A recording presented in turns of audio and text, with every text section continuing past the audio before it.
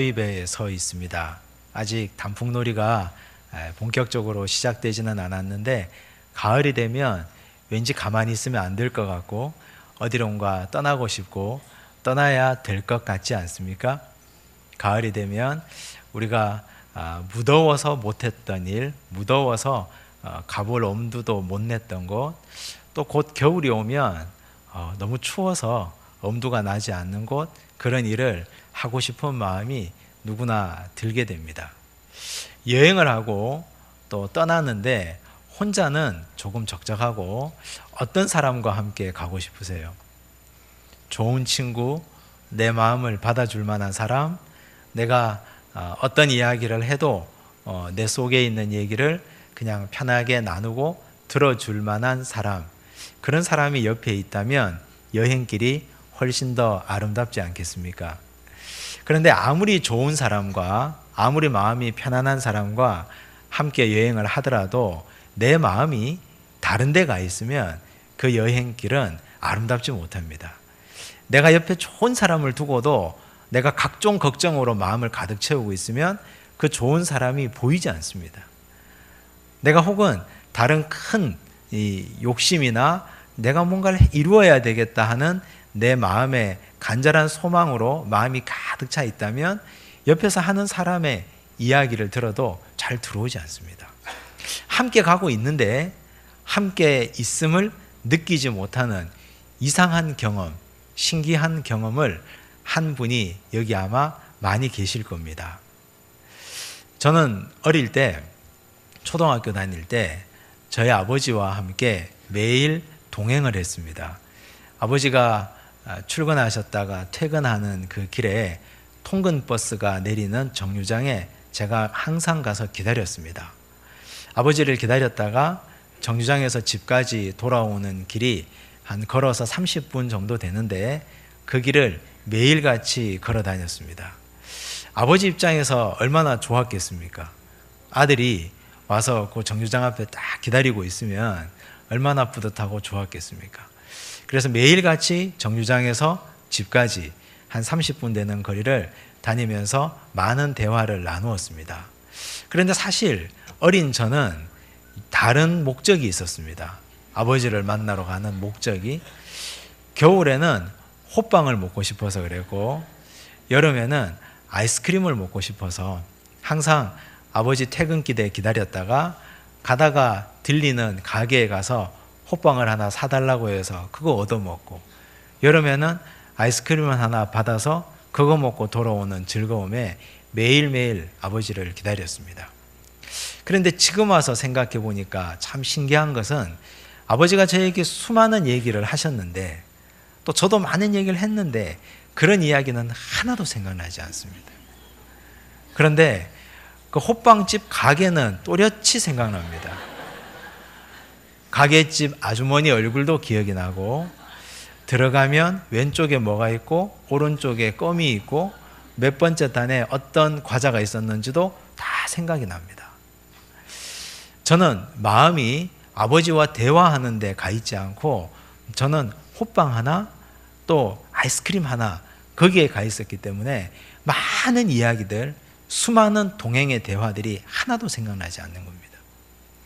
참 함께 많이 다녔는데 수많은 걸음들을 옮기고 많은 이야기를 하셨는데 수많은 이야기 중에 제가 귀를 기울였다면 저의 인생에 뼈가 되고 살이 되는 수많은 주옥 같은 말씀들이 많았을 텐데 기억나지 않습니다. 저와 같은 경험들을 오늘 이 본문에 엠마오로 가는 두 제자도 하고 있습니다. 오늘 이 본문이 있었던 시간적 자리는 예수님께서 십자가에 달려 죽으시고 부활하시고 난 이후입니다. 모든 제자들이 예수님을 다 떠나버렸습니다. 뿔뿔이 흩어지고 지금 이 제자들도 이제 예루살렘을 떠나서 자기가 살 길을 찾아서 가고 있는 길입니다. 공간적으로는 예루살렘에서 엠마오라는 작은 마을로 가는 길에서 일어난 일입니다. 약 25리 정도 떨어져 있는 엠마오 마을로 가는 그 길에 주님께서 함께 하셨습니다. 오늘 본문 15절, 16절을 함께 읽겠습니다. 그들이 서로 이야기하며 문의할 때에 예수께서 가까이 이르러 그들과 동행하시나 그들의 눈이 가려져서 그인 줄 알아보지 못하거늘. 신기하지 않습니까? 예수님께서 동행하시는데 그들의 눈이 가려져서 예수님인 줄 몰랐다는 말이에요. 그 당시 제자들 중에는 예수님을 한 번만 딱 보았으면, 지금 예수님이 십자가에 달려 죽으시고 부활하셨다는데 이분을 한 번만 내가 만나보았으면, 늘 예수님 따라다녔던 제자들입니다. 12제자에는 속하지 못했지만 그의 버금갈 정도로 주님의 뒤를 따라다니고 말씀을 듣고 주님의 기적을 함께 체험하고 함께 그 자리에 있었던 자들입니다. 그런데 예수님이 불현듯 자기의 곁을 떠났습니다.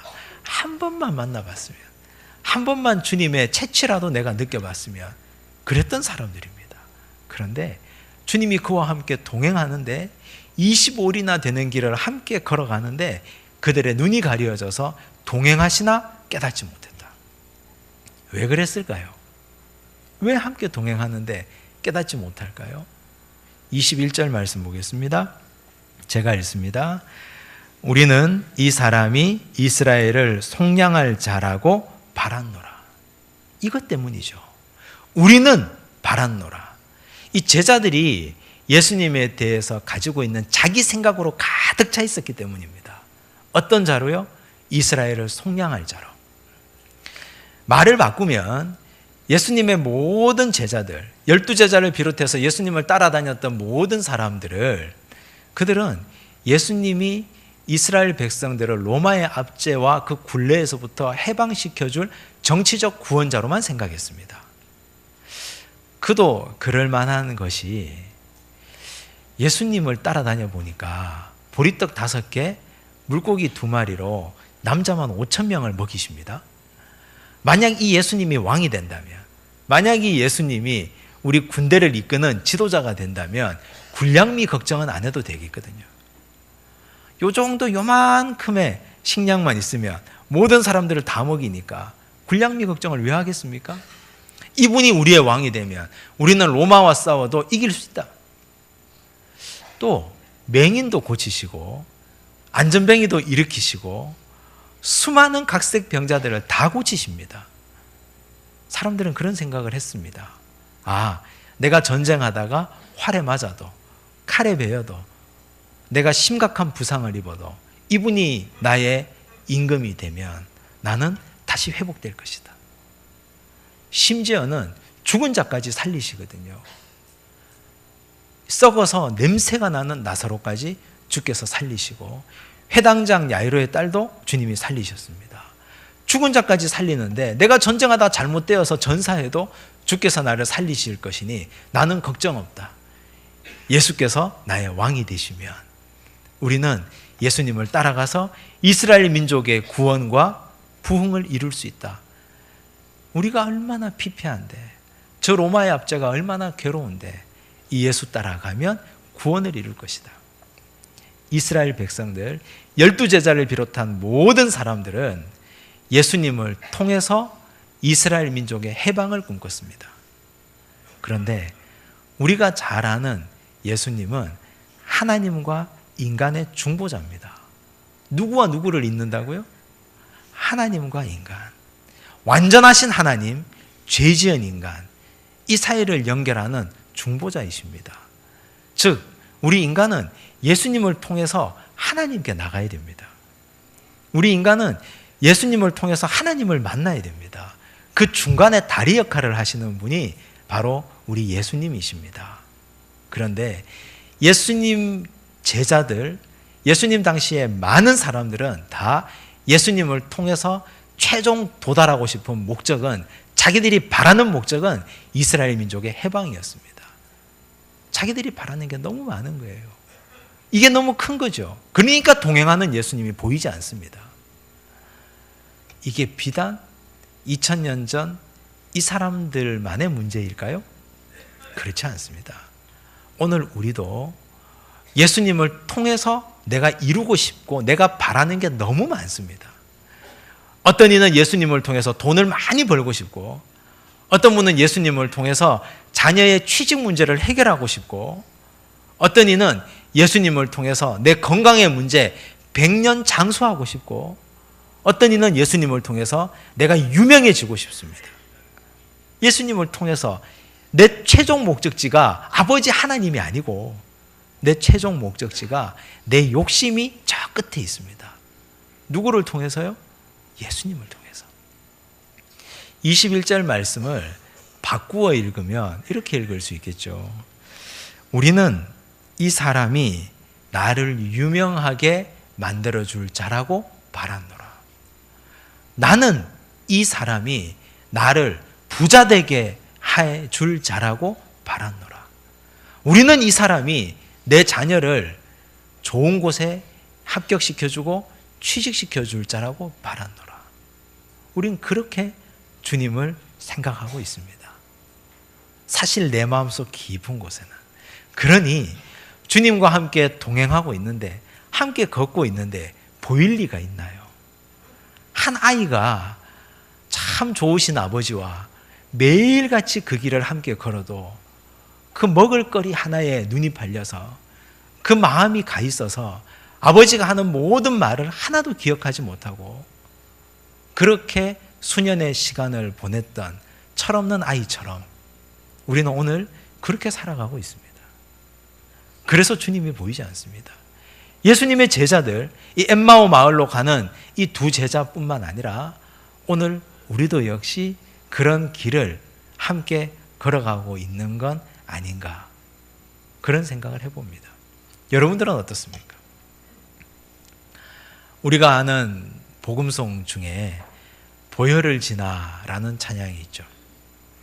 보혈을 지나 하나님 품으로, 보혈을 지나 아버지 품으로, 보혈을 지나 하나님 품으로 한 걸음씩 나가네. 보혈을 지나 누구에게로요? 아버지 품으로. 보혈을 지나 하나님 품으로. 우리가 보혈 대신 우리 예수님을 통과하고 지나가면 저 끝에 우리 최종 목적지에는 아버지 하나님이 계셔야 되는데, 하나님은 온데간데 없고 내가 그저 먹고 살 궁여지책만 그 끝에 있습니다. 내가 바라는 내 욕심만 주님 통해서 채우려고 합니다. 그러니 주님이 나와 함께 동행하셔도, 평생을 예수 믿고 평생을 주님이 내 옆에 있어도, 평생을 주께서 내 옆에 계셔서 내가 너와 함께 있다 해도 우리는 주님께 이렇게 구합니다. 주님 보여주십시오. 동행하신다면 알게 해주십시오. 주님 어디 계십니까? 그렇게 묻고 있습니다. 그러면 주님 우리에게 말씀하십니다. 네 욕심이 너무 크다. 너 바라는 것이 하나님을 바라는 게 아니라 네가 나를 통해서 뭔가 다른 욕심이 있구나. 우리 주님 우리에게 그렇게 말씀하십니다. 이 엠마오로 가는 두 제자, 모든 예수님의 제자들, 우리 자신 주님과 함께 동행하는데 느껴지지 않고 보여지지 않는다면 그건 우리가 지금 이 제자들과 같은 그런 걸음을 걷고 있기 때문일 겁니다. 이런 자들을 주님이 그냥 두시느냐? 그렇지 않습니다. 치료해 주십니다. 25절에서 27절입니다. 함께 읽겠습니다. 이르시되 미련하고 선지자들이 말한 모든 것을 마음에 더디 믿는 자들이여, 그리스도가 이런 고난을 받고 자기의 영광에 들어가야 할 것이 아니냐 하시고, 이에 모세와 모든 선지자의 글로 시작하여 모든 성경에 쓴 바 자기에 관한 것을 자세히 설명하시니라. 예수님이 이 25리 정도 가시면서 엠마오 마을로 가는 두 제자에게 성경의 구약에부터 시작해서 예수님 자신까지 하나하나 자세히 풀어 설명하셨습니다. 성경은 어떤 책입니까? 구약은 예수님에 대한 이야기입니다.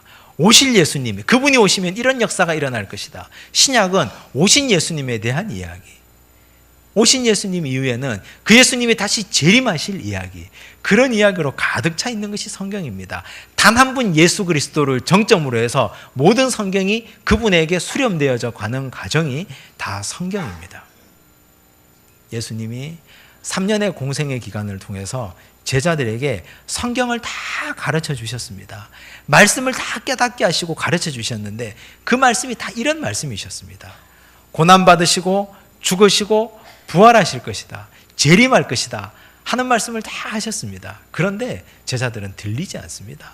자기 욕심이 가득 차 있어서. 그래서 다시 처음부터 구약의 한 말씀부터 시작해서 차근차근 다시 말씀 앞에 제자들을 세우셨습니다. 저는 이 광경을 한번 상상해 보았는데 우리 주님 참 마음도 좋으시다. 너무 답답하지 않습니까? 저 같으면 야, 내가 예수야. 네가 그렇게 따라다니고 네가 그렇게 추구하던 그 예수가 여기 있다. 내 손에 못자국을 보고 내 허리에 창자국을 봐라. 내가 예수다. 정신 좀 차려라. 어떻게 그렇게 동행하는데 너는 깨닫지 못하느냐. 호되게 아마 책망했을 것 같습니다. 그런데 우리 주님 제자들을 불러서 다시 말씀 앞에 세우고 하나하나 가르쳐 주셨습니다. 오늘 우리가 잘못된 그리스도관을 가지고 있다면, 예수님을 내 욕구의 충족의 대상으로만, 수단으로만 여기고 있다면 오늘 주님이 다시 우리를 하나님 말씀 앞에 정직하게 다시 세우실 겁니다. 우리로 하여금 말씀을 다시 읽게 하고 다시 성경을 공부하게 하고 다시 하나님 말씀을 깨닫게 하는 그런 귀한 역사를 우리에게 허락해 주시리라 믿습니다. 우리가 수요일, 매주일 수요일 하나님 말씀을 공부하고 있는데 큰 주제가 뭡니까? 다시 말씀 앞에 서다. 왜 다시라는 말씀이 거기 있을까요? 왜 다시라는 말씀이에요? 우리는 하나님 말씀 앞에 서서 은혜를 경험했던 자들이 많이 있습니다. 그런데 살아가다 보니까 우리의 좌표가 다시 이렇게 삐뚤어져 있습니다. 우리의 좌표가 다시 이쪽으로 돌아가 있습니다. 그래서 다시 우리를 세워서 말씀 앞에 새롭게 세우려는 하나님의 음성입니다. 다시 말씀 앞에 서서 매주일 정해진 하나님의 말씀을 읽고 묵상하고 말씀을 공부하면서 다시 하나님은 어떤 분이신지, 그리스도는 누구신지 우리가 함께 나누고 배워가는 과정을 겪습니다. 이 일을 통해서 우리는 내 곁에 동행하고 계신 주님을 다시 만나게 될 것입니다. 주님 나와 함께 동행하고 계셨는데 그걸 깨닫지 못하고 느끼지도 못하고 살아갔다면 이제 주님 이 말씀을 다시 우리에게 주셔서 새롭게 하시는 은혜가 충만하게 부어질 줄로 믿습니다. 두 번째 주님께서 고쳐주시는데 30절 말씀입니다. 함께 읽겠습니다. 그들과 함께 음식 잡수실 때에 떡을 가지사 축사하시고 떼어 그들에게 주시니, 섬겨주셨습니다. 주님께서 이 엠마오로 가는 두 제자를 식탁의 자리에 앉혀 놓으시고 빵을 찢어서 이것도 먹어봐, 이것도 한번 먹어봐. 상상을 해보았습니다. 생선을 구워서 뼈를 발려주시고 이것도 한번 먹어보라고 하나하나 다 섬겨주셨습니다. 서빙해 주신 거죠. 식탁의 자리에서 하나하나 우유도 부어주시고 다 먹여주셨습니다. 섬겨주셨습니다. 섬겨주시는 주님을 보면서 이 제자들은 깜짝 놀랐습니다. 놀라운 변화가 일어났습니다. 31절 말씀입니다. 함께 읽습니다. 그들의 눈이 밝아져 그인 줄 알아보더니 예수는 그들에게 보이지 아니하시는지라. 눈이 밝아졌습니다. 섬겨주시는 예수님을 보면서 그들의 눈이 환하게 떠졌습니다. 왜 그럴까요? 예수님은 이 땅에 공생의 3년을 사시면서 매일 섬겨주셨기 때문입니다. 말씀이 육신이 되어 우리 가운데 거하심에 우리가 그의 영광을 보니 아버지의 독생자의 영광이요 은혜와 진리가 충만하더라. 말씀이 육신이 되셨습니다. 우리 예수님은 말씀을 허공에 그냥 날려버리시는 그런 분이 아니시고 우리 예수님은 말씀하시고 그 말씀을 직접 육신으로 살아내신 분입니다. 말씀하시고 그 말씀이 손이 되어서 제자들의 발을 씻어주셨고 말씀하시고 그 말씀이 손이 되어서 제자들을 먹여주셨고 말씀하시고 그 말씀이 발휘되어서 가난하고 병들고 어려운 자들을 일일이 찾아다니면서 신방해 주셨고, 말씀하시고 그 말씀이 육신이 되어서 십자가에 달려서 온몸에 피를 흘리시고 다 돌아가 주신 그런 말씀이 육신이 되신 주님입니다. 사랑한다 말해놓고 한 번도 사랑을 실천하지 않은 우리처럼 살지 않으시고, 사랑한다 말해놓고 십자가상에서 사랑을 죽음으로 몸소 보이신 분이 우리 주님이십니다. 섬겨주셨죠. 우리 예수님 사역의 두 기둥은 말씀을 가르치신 사역과 섬김의 사역입니다. 그리스도인의 삶의 자리도 그러므로 말씀과 섬김, 이 두 가지가 든든히 서 있어야 됩니다. 오늘날 우리 한국 교회 안에 익명의 그리스도인이 되고자 하는 분들이 너무너무 많이 있습니다. 익명의 그리스도인, 숨어 다니는 그리스도인들. 나는 교회에서 누가 나를 알아주는 것이 싫다. 그래서 다들 대형교회로 몰려가시죠. 대형교회. 대형교회를 넘어서서 요즘은 메가처치라는 말도 많이 있는데, 정말 메가처치들에 사람들이 끊임없이 들어갑니다. 왜 그럴까요? 나를 몰라주기 바라기 때문에. 거기 가면 아무도 나를 아는 사람이 없습니다. 그냥 예배 드리고 말씀 듣고 그냥 가면 그만입니다. 귀만 즐겁게 하고 싶습니다. 내가 일주일 동안 내가 직장에서 얼마나 힘든 줄 아느냐, 내가 살아가는 내 현실이 얼마나 고달픈 줄 아느냐. 그러니 교회에서는 제발 날 건드리지 마라. 아무도 나를 건들지 마라. 건들면 확 폭발해 버릴 테다. 그런 마음을 가지고 그냥 교회 와서 예배만 드리고 가려는 분들. 현대교회는 어떻게 합니까? 사람들이 묻지 않습니다. 싫어한다고. 어디서 오셨습니까? 어디 사십니까? 교회 처음 오셨죠? 등록하시죠? 묻지 않습니다. 물으려 하지 않습니다. 안 묻는 게 예의라고 생각하니까. 그러나 옳을까요? 과연 그것이 주께서 원하시는 일입니까? 그렇지 않습니다. 새가 두 날개가 있어야 함께 나는 것처럼 하나님의 말씀만 먹고 내 귀만 즐겁게 하고 예배만 드리고 돌아가는 것, 그거 하나님 원하시지 않습니다. 우리 예수님께서 하신 것처럼 내가 들었으면 이 들은 것이 내 손이 되고 내 발이 되고 내 육체가 되고 내 온몸으로 살아낼 때, 그때 우리는 주와 함께 동행하는 동행의 기쁨을 누리게 될 것이기 때문입니다. 아무것도 하지 않는 자 하나님은 끊임없이 일하라고 하십니다. 연말쯤 되면 우리 교회에서 한 가지 캠페인을 하려고 합니다. 한 사람이 한 가지 일은 합시다. 많은 일을 하는 분들은 또 일이 없는 분에게 주기 위해서 일을 좀 내려놓으시고, 아무 일도 하지 않는 분들은 내가 그래도 한 가지 일은 하나님 기뻐하시는 일을 해야 되겠다 하는 걸 한번 해보려고 합니다. 아마 이렇게 생각하실 수 있죠. 이 교회에 내가 할 일이 뭐가 있다고, 알아서 잘 돌아가는데. 네, 염려하지 마십시오. 일자리 창출은 저에게 맡기시고. 일할 거리가 너무너무 많습니다. 왜 없습니까? 일할 거리가 너무 많은데. 지금 앉아있는 여러분들이 앉아있는 이 자리, 1년에 이 장의자 하나씩을 한 분에게 분양하면 이 의자는 누구네 겁니다 하면 이 의자만 1년 12달 닦는 겁니다. 그냥 이 의자만 닦고, 이 의자에 밑에 휴지가 떨어져 있으면 줍고, 계단에 내 이름 글자를 붙여가지고 그 계단은 1년 12달 내 겁니다. 껌이 떨어져 있으면 닦아내고 청소하고 그렇게 하는 거죠. 이 화장실, 이 문은, 이 화장실의 이 변기는 우리 집 거다. 그렇게 1년을 할 수 있지 않습니까?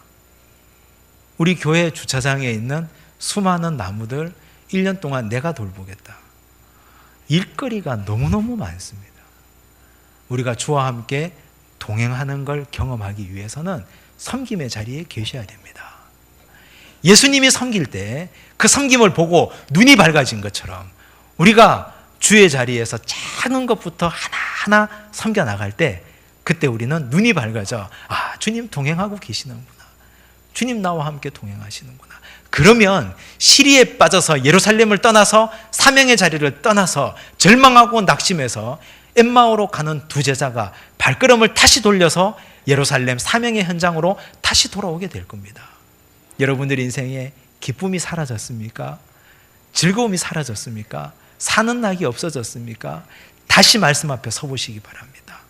다시 섬김의 자리에 섬김과 봉사의 기쁨을 회복해 보시기 바랍니다. 그러면 이 제자들처럼 다시 예루살렘으로 돌아가는 귀한 역사를 우리가 경험하게 될 겁니다. 이 가을에 우리가 여행을 꿈꾸고 주님과 함께 아름다운 동행을 꿈꾸신다면 오늘 이 말씀을 잘 기억하시고 말씀 앞에 나를 세우시고 섬김의 자리에 내가 다시 돌아오는 귀한 역사 가지기를 간절히 바랍니다. 기도하겠습니다. 사랑의 하나님, 감사합니다. 주님 나와 함께 동행하고 계셨는데 우리는 미련하게도 어리석게도 어디에 계십니까? 주님 보여주십시오. 깨닫게 하여 주십시오. 주님 나와 함께 동행하지 않는다고 투정하고 또 절망하고 낙심하였습니다. 그러나 주님 우리에게 말씀하십니다. 네가 바라는 것이 내가 아니고 아버지 하나님이 아니고 네 욕심이기 때문에 내가 보이지 않는 것이란다 말씀하시는 그 주님의 음성을 듣습니다. 주님, 이제 우리가 다시 말씀 앞에 섭니다. 말씀을 통하여 우리를 비추어 보게 하여 주옵소서. 말씀을 통하여 그릇된 왜곡된 그리스도관을 다시 고치게 하여 주시옵소서. 주여, 우리가 섬김을 통하여 예수님 깨닫기를 원합니다. 예수님께서 말씀과 섬김으로 우리에게 본을 보여주셨던 것처럼 우리도 하나님의 나라를 위하여 주께서 기뻐하시는 자리에 서 있게 하여 주시옵소서. 그리하여 주님 나와 함께 동행하심을 우리도 깨닫게 하여 주시고 느끼게 하여 주시고 보게 하여 주옵소서. 예수님 이름으로 기도드리옵나이다. 아멘.